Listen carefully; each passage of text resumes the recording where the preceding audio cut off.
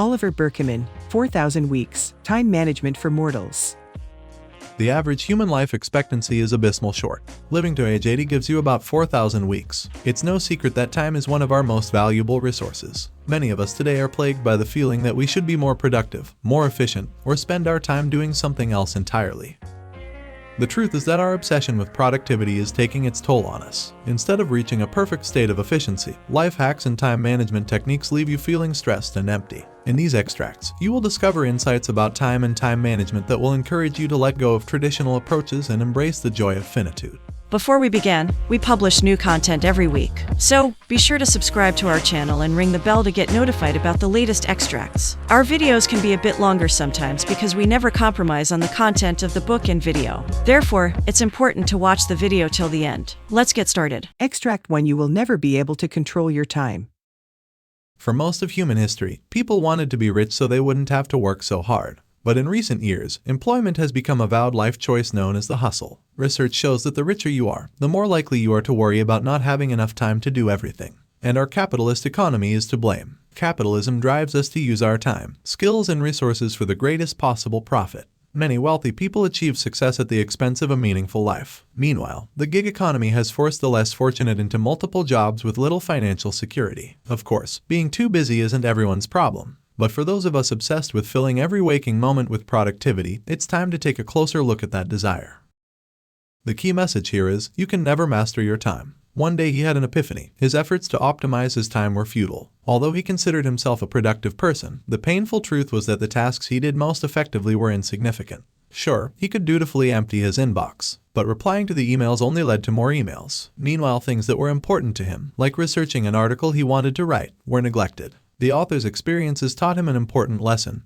The more you try to take over your time, the more frustrated, stressed, and empty you feel. He calls this the paradox of limitation. But in reality, you will never be able to achieve everything you desire. And if you face this fact, you can concentrate on the essentials. In the author's case, giving up the desire to rule time and surrendering to the unknown transformed his life. She even entered into a long-term relationship and started a family. Extract 2. Our approaches to time are intrinsically contemporary.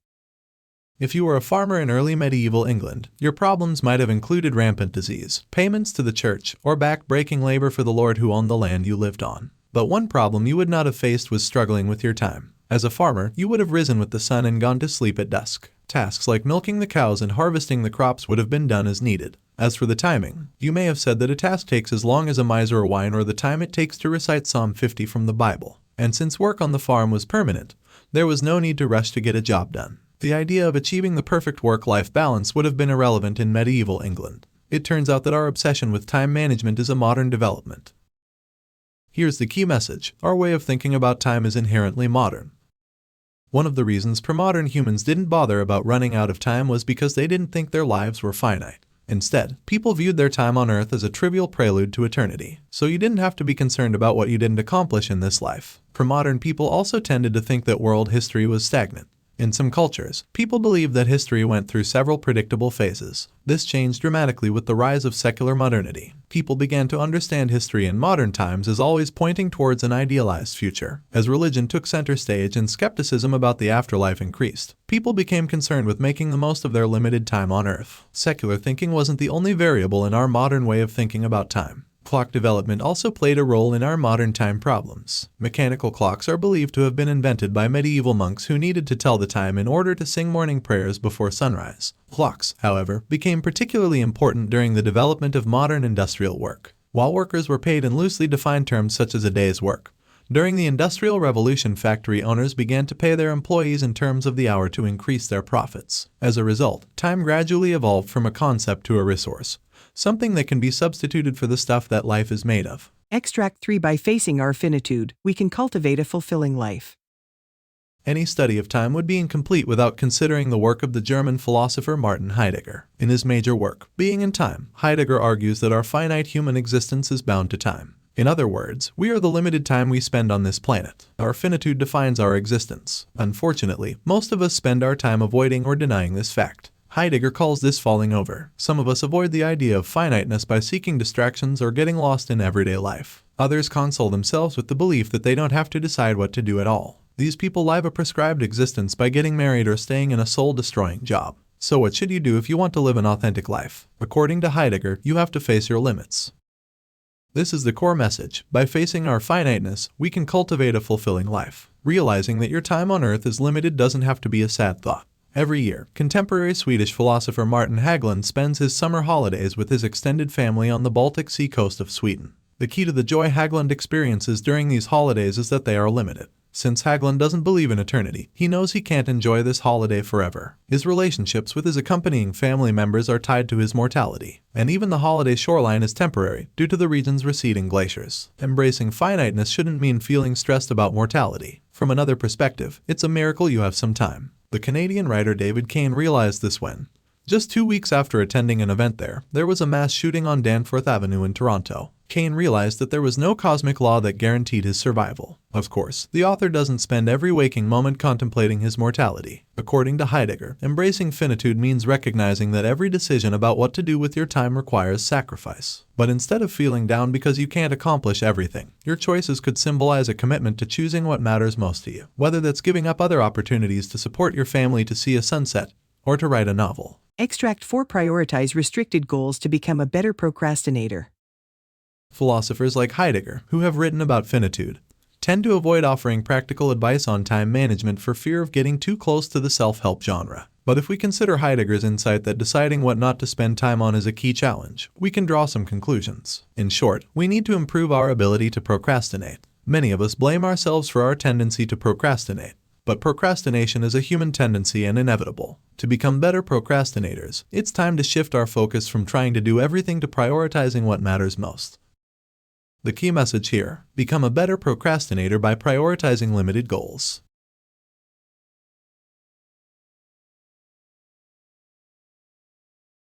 Suppose you have a task that is very important to you. This could be a creative project or even relationship building that you didn't have time for. Instead of waiting for a time when you have time, actively make time in your schedule. You can try working on a project in the first hour after you wake up or schedule the time on your calendar. The second principle is to limit your ongoing work. When considering what you want to achieve, it can be tempting to start a large number of new projects at once. But when you have multiple projects on your plate, it often happens that you jump from one to another when a project becomes difficult or boring. As a result, you never finish what is important to you. When you tackle one project at a time, you need to break it down into smaller tasks. In any given day, you will only get a few things done as you work towards your goal. The key is to avoid secondary priorities. Like it or not, we just don't have the time to accomplish everything we want to do. Whether it's a friendship you just enjoy a little or a semi-interesting job opportunity, learn to say no to some things you might want to do. If an activity isn't among your top 5 things you want out of life, it's in your best interest to avoid it.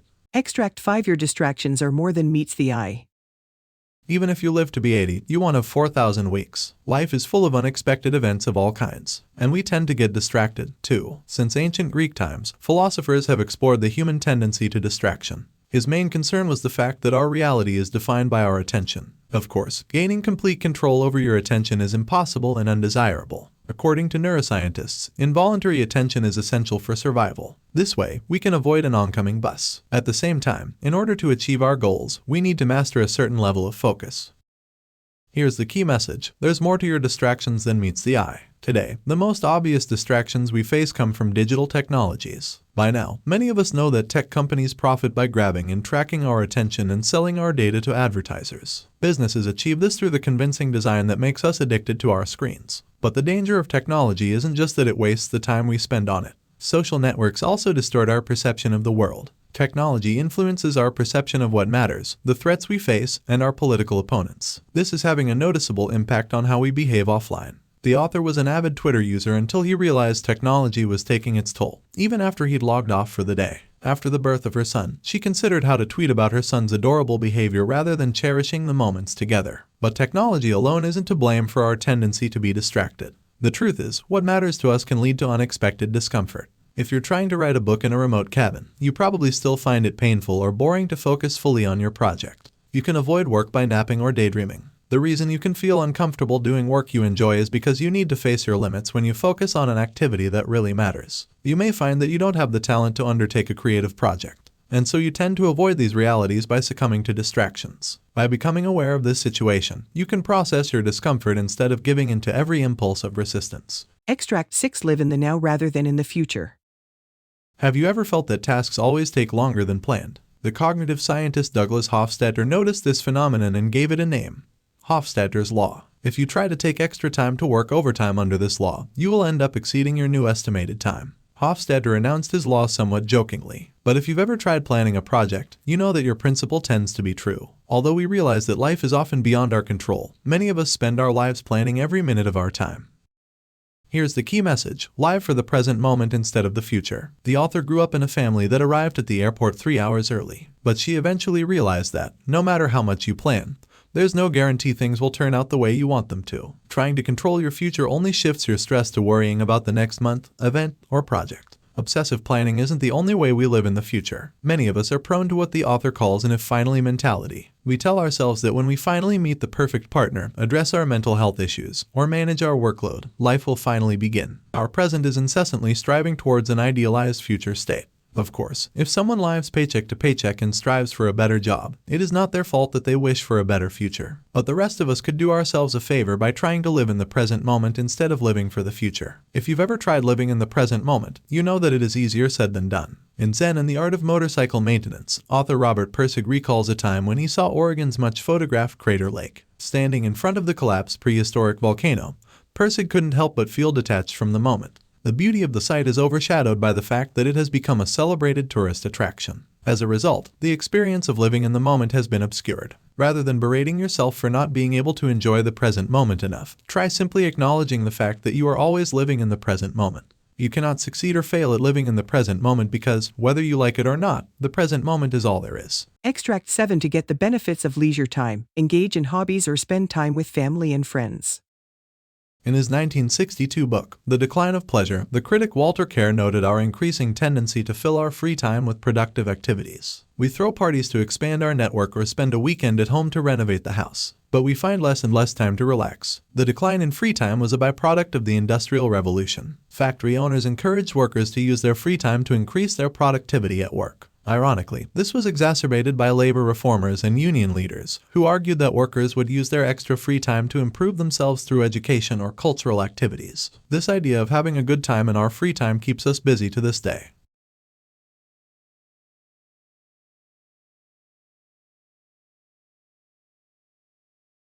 The key message here is, take up hobbies or spend time with family and friends to take advantage of free time. Today, it can be a bit embarrassing to have a hobby. To call something a hobby usually implies that you are a hobbyist. It's much more fashionable to wrap up a side hustle or activity aimed at making a profit.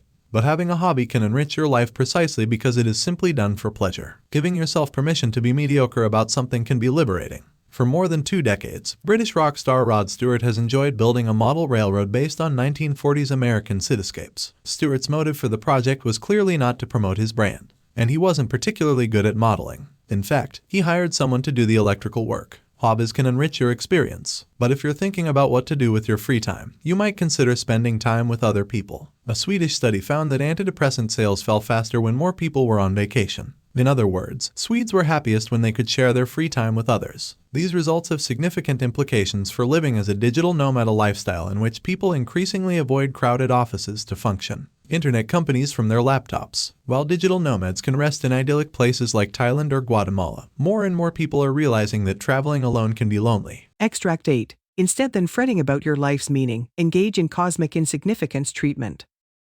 One day, while flying over the American Midwest on a business trip, the vice president of a medical instrument company had an epiphany. She hated her life. Although he used to be passionate about his work, it no longer felt meaningful. Now she just clung to the hope that her hard work might lead to happiness in the future. Figuring out how to spend your days can be deeply unsettling, but it is a necessary first step in building a fulfilling life. This brings us to a fundamental question of time management. How do we use the time we have?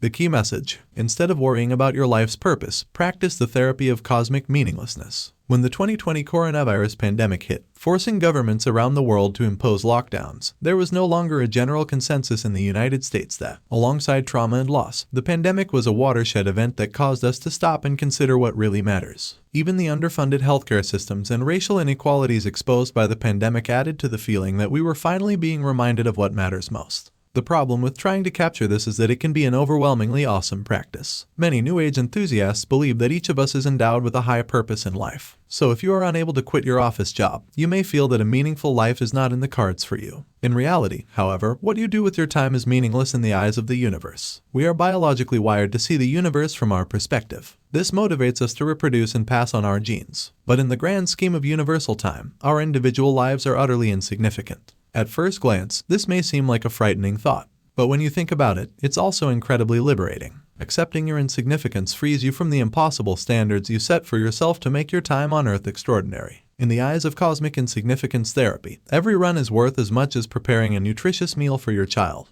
It doesn't matter that you don't have the talent of Mozart or Albert Einstein. In the eyes of the universe, writing a book or pursuing any goal is a worthy way to spend your 4,000 weeks. Final summary. The key message in these extracts is that the contemporary approach to time is a hopeless endeavor to master it. But you can break free from this social attitude. You can embrace your mortality by working with Actionable advice. Adopt dull or one-purpose technology. We are often drawn to digital diversions because they provide an escape from feeling confined by our limits. To resist this inclination, make your smartphone as dull as possible by deleting all social media applications and using grayscale mode in your accessibility settings. You can also experiment with technology that is developed for a certain purpose. For example, read novels on an e-reader rather than your phone. You'll be far less likely to get distracted. Got feedback? We'd love to hear from you about our content. Just share your thoughts and book recommendations in the comments section, and be sure to subscribe to our channel and ring the bell to get notified about the latest extracts. Thank you and have a great day.